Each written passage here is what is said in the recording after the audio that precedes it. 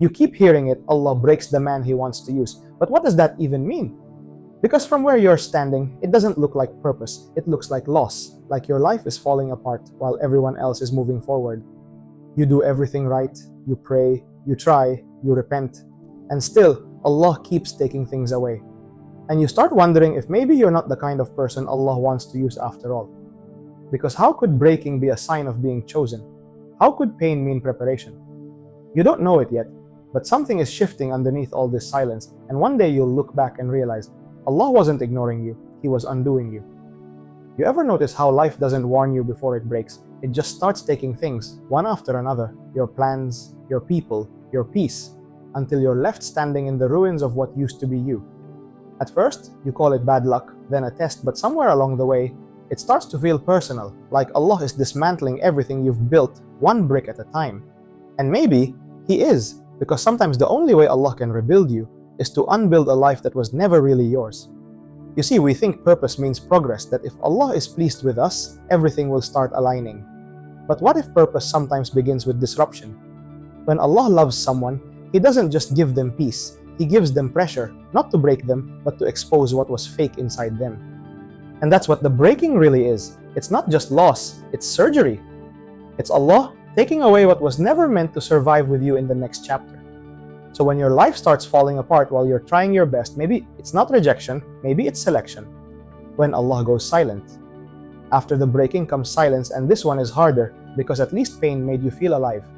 Silence makes you feel forgotten. You still pray, but nothing moves inside you. You recite Quran, but the verses sound distant, like they're speaking to someone else. You scroll past reminders, hoping one will hit you like before. But everything feels numb. That's the moment when most people give up, because they mistake silence for absence. But silence is not Allah leaving you, it's Allah removing the noise. Every distraction, every fake dependency, every false source of comfort you used to run to instead of Him. Think about it. How often did you really talk to Allah when life was loud, when you still had options, when the people you leaned on still answered your calls? So now, He takes it all away. Not out of anger, but because He wants you to finally hear Him without interference. Silence is the face of spiritual surgery, where Allah cuts out the old reactions, the constant craving for validation, the need to always feel something, to believe something. That's why it's quiet. Because healing doesn't happen in noise, it happens in stillness. You might not see it yet, but something inside you is being rewired. Your dependence is shifting from people to Allah, from feelings to faith, from control to surrender. And it hurts, because surrender doesn't come naturally to the ego. The ego screams for attention, for results, for proof. But Allah teaches your soul to breathe in silence first. This phase, it's not punishment, it's preparation. Because before Allah uses you outwardly, He refines you inwardly. And that refinement usually sounds like nothing. So if you're in that silence right now, don't assume He's far. Assume He's working, you just can't hear it yet. Slowly. Without you noticing, the silence starts to shift. Not into happiness, but into understanding. You stop begging for the old life back. You start whispering, Ya Allah, Allah, just make me who you want me to be. That's when the rebuilding begins. You thought Allah would fix what broke. Instead, He starts changing you. Your patience grows quieter.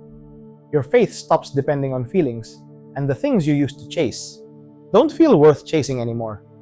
It's confusing at first because you look the same, but nothing inside you is the same. The old version of you was loud, always proving, always planning.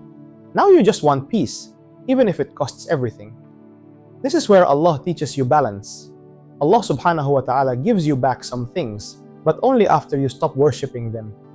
He lets you rebuild, but this time with Him at the center, not your ego. You realize Allah subhanahu wa ta'ala didn't rebuild what you lost. He rebuilt the one who lost it.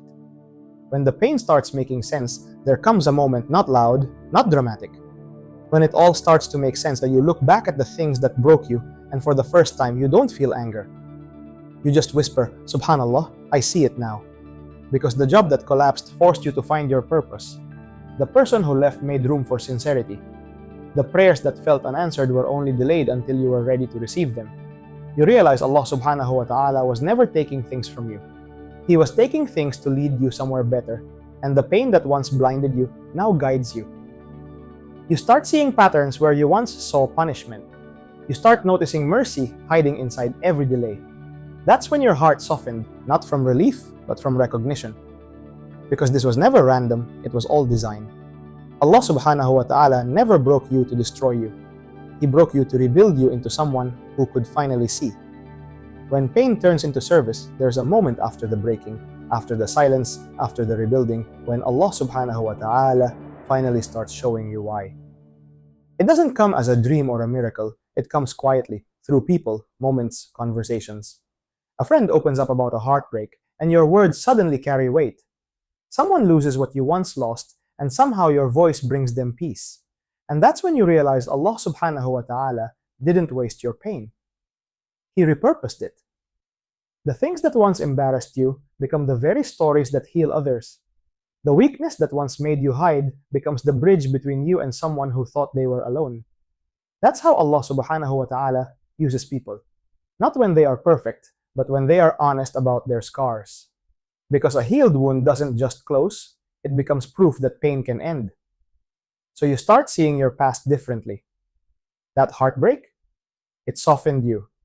That failure, it humbled you.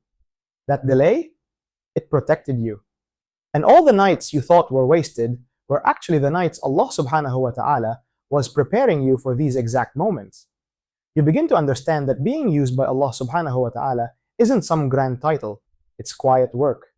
It's helping someone in private when no one sees. It's forgiving when no one apologizes. It's showing mercy when you could have mirrored pain. That's what broken people do best. They recognize break-in in others.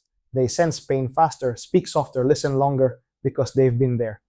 And suddenly life stops being about survival. It becomes about service. You don't pray only for relief anymore. You pray for purpose. You don't just ask, Ya Allah, Allah, fix me. You whisper, Ya Allah, Allah, use me. And that's when you understand the secret behind it all. Allah subhanahu wa ta'ala didn't break you because you were weak. He broke you because He trusted that you would return stronger and gentler. Because that's the kind of person Allah can use. Not the one who never fell, but the one who fell, shattered, and still chose to get up with sincerity. If there's one thing the break-in teaches you is that Allah subhanahu wa ta'ala never wastes a single tear. Every sleepless night, every quiet why, every moment you thought went unanswered. It was all seen. The Prophet sallallahu alaihi wasallam said, "No fatigue, nor disease, nor sorrow, nor sadness, nor hurt, nor distress befalls a believer, even if it were the prick he receives from a thorn, but that Allah expiates some of his sins for that." So even your silence was worship. Even your sadness was counted. Shaitan whispers the opposite though. He tells you, you're too broken, too sinful. Too late he wants you to measure your worth by your weakness, not by Allah subhanahu wa ta'ala mercy. But remember, with the same Allah subhanahu wa ta'ala who allowed the pain is the one who promised reward for enduring it, and the same heart that shattered under his test is the one He can fill with light again. If you just stop running from the pain and start accepting that it was sent by Him, not against you, everything changes. You begin to see that nothing was random, that every fall, every rejection, every heartbreak was Allah leading you away from what you wanted, toward what you were meant for. So don't give up on yourself. Don't believe the lie that your story is over. Because some of the most powerful believers were once people who almost gave up until Allah subhanahu wa ta'ala showed them why they couldn't. If you are struggling right now, if you've failed, if you've lost your spark, know this: Allah hasn't forgotten you. He's refining you for something only your pain could prepare you for.